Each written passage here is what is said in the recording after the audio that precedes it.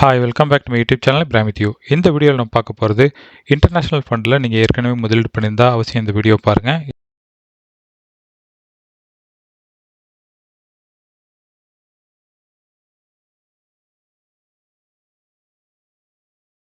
இந்த வீடியோவில் நம்ம பார்க்க போகிறது மோத்திலால் ஒஸ்வால் மியூச்சுவல் ஃபண்ட்லேருந்து வந்திருக்க ஒரு நியூஸை பற்றி தான் பார்க்க போகிறோம். இப்போ நம்ம மக்கள் இந்தியாவில் மாத்திரம் முதலீடு பண்ணுறதில்ல, இன்டர்நேஷ்னல் மார்க்கெட்லேயும் முதலீடு பண்ணுறதுக்கு ஆர்வமாக இருக்காங்க. ஏன்டா ஒரு டைவர்சிஃபிகேஷன் வேணும், ஒரு ஜியோகிராஃபிக்கல் டைவர்சிஃபிகேஷன் வேணும் அப்படிங்கிற காரணத்தினால இன்டர்நேஷ்னல் மார்க்கெட்டில் முதலீடு பண்ணுறாங்க. அது எய்தர் யூஎஸ்ஆ இருந்தாலும் சரி, யூகே, இப்படிப்பட்ட பல நாடுகளில் முதலீடு பண்ணுறாங்க. இதெல்லாம் ஒரு இன்டர்நேஷ்னல் மார்க்கெட்டில் ஒரு நல்ல ஒரு வெல் பிராண்டடில் முதலீடு பண்ணுறாங்க. உதாரணமாக அமேசானாக இருக்கட்டும், ஃபேஸ்புக்காக இருக்கட்டும், கூகுள், இப்படிப்பட்ட நிறுவனங்களை, டாப் நிறுவனங்கள், ஆப்பிள், இப்படிப்பட்ட முன்னணி நிறுவனங்களை முதலீடு பண்ணுறாங்க. அப்படிப்பட்ட இன்டர்நேஷ்னல் ஸ்டாக்ல முதலீடு பண்ணுற வாய்ப்பு இந்தியாவில் இருக்கிற மியூச்சுவல் ஃபண்டு நிறுவனங்கள் கொடுத்துக்கிட்டு இருந்துச்சு. அதில் one of the fund Motilal ஒஸ்வாலோட இன்டர்நேஷ்னல் ஃபண்டு. ஒன்று Motilal Oswal Nasdaq 100 fund of fund அப்படிங்கிறது.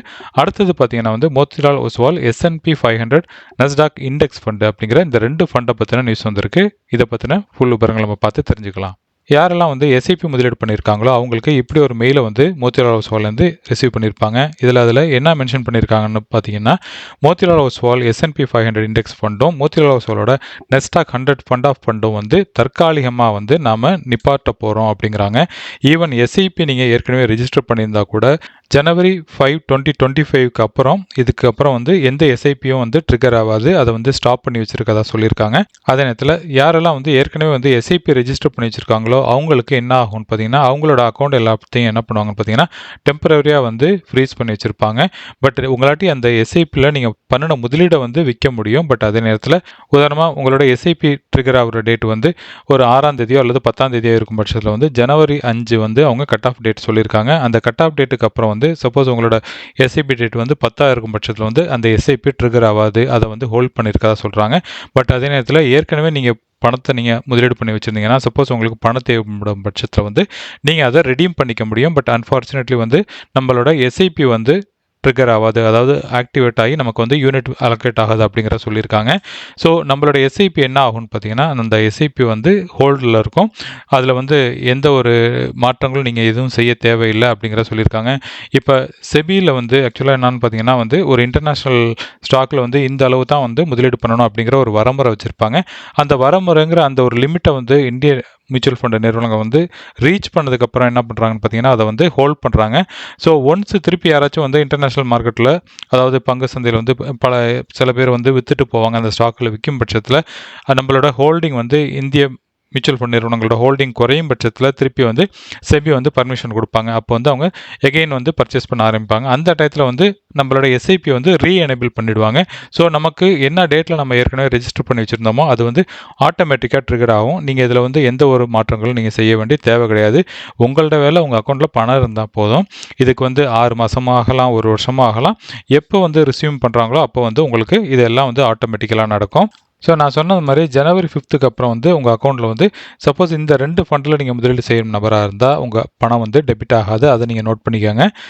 சப்போஸ் 5ஆம் தேதிக்கு மேலே உதாரணமாக நீங்கள் உங்களோட எஸ்ஐபி டேட் 10 தேதியிலையோ 20 தேதியிலையோ 25 தேதியிலையோ இருக்கும் பட்சத்தில் சப்போஸ் டெபிட் ஆனிச்சுன்னா அதை ரீஃபண்ட் பண்ணிவிடுவாங்க அப்படிங்கிறத சொல்லியிருக்காங்க. ஸோ இதை பற்றி நீங்கள் எந்த ஒரையும் பட தேவையில்லை. பட் அன்ஃபார்ச்சுனேட்லி நம்மளாட்டி யூனிட் நம்ம பர்ச்சேஸ் பண்ண முடியாது அப்படிங்கிறத இங்கே சொல்லியிருக்காங்க. ஸோ இப்படி இருக்கும் பட்சத்தில் நாம் என்ன பண்ணுறது, நமக்கு இதை விட வேறு என்ன ஒரு ஆல்டர்னேட்டிவ் சொல்யூஷன் இருக்குது? இன்டர்நேஷ்னல் மார்க்கெட்டில் நம்ம எப்படி முதலீடு பண்ணுறது? ஏன்னா கடந்த ஒரு வருடத்தில் பார்த்தீங்கன்னா இன்டர்நேஷ்னல் மார்க்கெட் எல்லாம் நல்ல ஒரு ரன் ஆகிருக்கு. ஒரு 80-90% மேலே ரிட்டர்ன் கிடச்சிருக்கு. அப்படி இருக்கும் பட்சத்தில் நாம் எந்த திட்டத்தில் முதலீடு பண்ணுறது, எப்படி முதலீடு பண்ணுறது அப்படின்னு கேட்டிங்கன்னா இப்போ ஃபண்டில் தான் முதலீடு பண்ணுறதை ஹோல்ட் பண்ணியிருக்காங்க. பட் அதே நேரத்தில் உங்கள்கிட்ட டிமேட் கணக்கு இருந்துச்சுன்னா நீங்கள் டைரெக்டாக ETF நீங்கள் பர்ச்சேஸ் பண்ண முடியும். எல்லா இன்டர்நேஷ்னல் ஃபண்டுகளும் இந்த ETFல தான் முதலீடு பண்ணுவாங்க. உதாரணமாக மிரேசெட்டோட FANG ETF அப்படிங்கிற ஒரு ETF இருக்குது. அந்த ETFல தான் மிரேசெட் FANG ஃபண்ட் ஆஃப் ஃபண்ட் அப்படிங்கிற ஃபண்டு போய் அதில் முதலீடு பண்ணுவாங்க.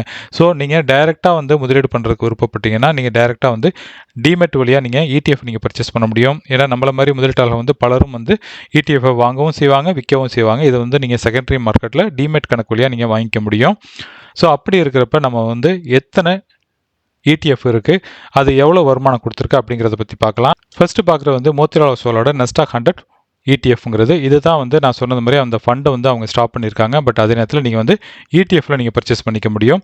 இந்த இடிஎஃப் பொறுத்த வரைக்கும் பார்த்தீங்கன்னா கடந்த ஒரு வருடத்தில் 32% மேலே ரிட்டர்ன் கொடுத்துருக்கு. இதோட எக்ஸ்பென்ஸ் ரேஷியோ பொறுத்த வரைக்கும் பார்த்தீங்கன்னா 0.58 இருக்குது. அதாவது நீங்கள் இடிஎஃப்ல பர்ச்சேஸ் பண்ணுறது தான் வந்து ரொம்ப எக்கனாமிக்கல். நம்ம ஃபண்டை வழியாக வாங்குறப்போ வந்து நமக்கு ஃபண்டோட எக்ஸ்பென்ஸ் ரேஷியோவும் வரும், ப்ளஸ் நமக்கு இடிஎஃப்க்கு உள்ள அந்த எக்ஸ்பென்ஸும் நம்ம அடிஷ்னலாக பே பண்ண வேண்டியிருக்கும். ஸோ காஸ்ட் வைஸாக பார்க்குறப்ப இடிஎஃப் தான் வந்து ரொம்ப எஃபிஷியன்ட். மோத்திலால் ஓஸ்வாலோட நெஸ்டாக் 100 பொறுத்த வரைக்கும் வந்து இது நெஸ்டாக்கில் வந்து இருக்கிற, அதாவது டெக்னாலஜி ஓரியன்டாக இருக்கிற 100 நிறுவனங்களை முதலீடு பண்ணுறாங்க. அதே நேரத்தில் இடிஎஃப்ல முதலீடு பண்ணுறதுக்கு வந்து நமக்கு டிமேட் வேணும். டிமேட் இல்லாமல் முதலீடு பண்ணுறதுனா உங்களுக்கு ஃபண்ட் ஆஃப் ஃபண்டு தான் வந்து சிறந்த சாய்ஸாக இருக்கும். அடுத்தது பார்த்தீங்கன்னா மிரே அசெட்டோட NYSE FANG + ETF. இந்த ஃபண்டு சம்மந்தமாக நம்மளோட சேனலில் பல வீடியோக்கள் நான் போட்டிருக்கேன். அந்த வீடியோ நீங்கள் மிஸ் பண்ணாமல் பார்த்துருந்தீங்கன்னா இன்றைக்கி நீங்கள் பெரிய ப்ராஃபிட் பண்ணியிருந்திருக்கலாம். இது கடந்த ஒரு வருடத்தில் வந்து 58% மேலே ரிட்டர்ன் கொடுத்துருக்கு. இதோட எக்ஸ்பென்ஸ் ரேஷியோ வந்து 0.66 இருக்குது. தேர்டாக நம்ம பார்க்குறது வந்து மிரே அசெட்டோட S&P 500 டாப் 50 ETF அப்படிங்கிறது. இந்த நிறுவனம் வந்து 500 ஸ்டாக்கில் வந்து முதலீடு பண்ணுறாங்க. இந்த ETF கடந்த ஒரு வருடத்தில் கொடுத்த வருமானம் வந்து 39.38% வந்து ரிட்டர்ன் கொடுத்துருக்கு. இதோட எக்ஸ்பென்ஸ் ரேஷியோ வந்து 0.65 இருக்குது. மிரேஸோட FANG ETF பொறுத்த வரைக்கும் இது வந்து அவங்க முதலீடு பண்ணுறது ரொம்ப குறைவான ஒரு 10 நிறுவனங்களை முதலீடு பண்ணுறாங்க. எல்லாம் வந்து டாப் நிறுவனங்கள். இந்த ETFோட போர்ட்ஃபோலியோ வந்து கான்சன்ட்ரேட்டட் போர்ட்ஃபோலியோன்னு சொல்லுவாங்க. ஏன்னா 10 நிறுவனங்களை வந்து முதலீடு பண்ணுறப்போ வந்து ரொம்ப ஹை ரிஸ்க்னு சொல்லுவாங்க. பட் இருந்தாலும் நமக்கு நல்ல பரிச்சயமான நிறுவனங்களை நம்ம முதலீடு பண்ணுறப்ப நம்ம வந்து கான்ஃபிடென்ட்டாக முதலீடு பண்ணலாம். உதாரணமாக வந்து ஃபேஸ்புக்கில் நீங்கள் முதலீடு பண்ணுறீங்க, ஆப்பிளில் முதலீடு பண்ணுறீங்க, அமேசானில் முதலீடு பண்ணுறீங்க, அதற்கு அடுத்தது டெஸ்லாவில் முதலீடு பண்ணுறீங்க. ஸோ இப்படி பல முன்னணி நிறுவனங்களை நீங்கள் முதலீடு பண்ணுறீங்க. அதனால் வந்து கான்ஃபிடென்ட்டாக முதலீடு பண்ணலாம். அதே நேரத்தில் ரிஸ்க்குங்கிறது கொஞ்சம் அதிகமாக இருக்குது. அடுத்தது நம்ம பார்க்குறது மோத்திலால் ஓஸ்வால் நெஸ்டாக் குவாலிட்டி 50 ETF அப்படிங்கிறது. அதாவது நெஸ்டாக்கில் வந்து நான் சொன்னது ஃபஸ்ட்டு நம்ம பார்த்தது வந்து 100 ETFல பார்த்தோம். இது வந்து பார்த்தீங்கன்னா குவாலிட்டியான நிறுவனங்களை வந்து இவங்க முதலீடு பண்ணுறதா சொல்கிறாங்க. அப்படியும் பார்த்தீங்கன்னா இது வந்து கடந்த ஒரு வருடத்தில் வந்து கொடுத்த வருமானம் வந்து 27.95% வந்து ரிட்டர்ன் கொடுத்துருக்கு. இதோட எக்ஸ்பென்ஸ் ரேஷியோ பொறுத்த வரைக்கும் 0.47 இருக்குது. இன்றைக்கி பார்த்த வீடியோவில் நம்ம இன்டர்நேஷ்னல் ஃபண்டில் வந்து முதலீடு பண்ணுறதை தற்போதைக்கு ஹோல்ட் பண்ணியிருக்காங்க அப்படிங்கிற அந்த நியூஸை பார்த்தோம். சப்போஸ் நாம் எப்படி அடிஷ்னலாக வந்து முதலீடு பண்ணுறது, நமக்கு வேறு என்ன ஆப்ஷன் இருக்குதுன்னு பார்த்தீங்கன்னா அந்த டீட்டெயில் நான் உங்கள்கிட்ட சொல்லியிருந்தேன். ETF அப்படிங்கிற அந்த ETF வழியாக நீங்கள் முதலீடு பண்ண முடியும். சப்போஸ் ETFல முதலீடு பண்ணுறதுக்கு உங்களுக்கு டிமேட் வேணும். டிமேட் இல்லாட்டி நான் லிங்க் வந்து நான் கீழே கொடுத்துருக்கேன். அதன் மூலிமா நீங்கள் ஓப்பன் பண்ணிக்கலாம். மியூச்சுவல் ஃபண்டில் நம்ம முதலீடு பண்ணுறதை விட வந்து ETFல முதலீடு பண்ணுறப்போ வந்து அதோட ரொம்ப காஸ்ட் எஃபெக்டிவாக உள்ளது. அதே நேரத்தில் நார்மல் பேங்க் அக்கௌண்ட் வழியாக யாரெல்லாம் முதலீடு பண்ண விருப்பப்படுறாங்களோ அவங்களுக்கு டைரெக்டாக மியூச்சுவல் ஃபண்டில் முதலீடு பண்ணுறது சிறந்தது அப்படிங்கிறத நான் சொல்லிக்கிறேன். இந்த வீடியோ வந்து ஒரு இன்ஃபர்மேஷனான வீடியோ இருக்கும் அப்படிங்கிறது எந்த ஒரு டவுட்டும் கிடையாது. இந்த வீடியோ பிடிச்சிருந்துச்சுன்னா லைக் பண்ணுங்கள். இதே மாதிரி யாரெல்லாம் வந்து இன்டர்நேஷ்னல் மார்க்கெட்டில் முதலீடு பண்ணிட்டு இருக்காங்களோ அவங்களுக்கு இந்த வீடியோ ஷேர் பண்ணுறது மூலம் அவங்களுக்கும் இப்படிப்பட்ட அவேர்னஸை நீங்கள் கிரியேட் பண்ணி கொடுக்க முடியும். இதே மாதிரி ஒரு நல்ல டாப்பிக்கோட நான் உங்களை மீட் பண்ணுறேன். அது வரைக்கும் டேக் கேர். பாய்.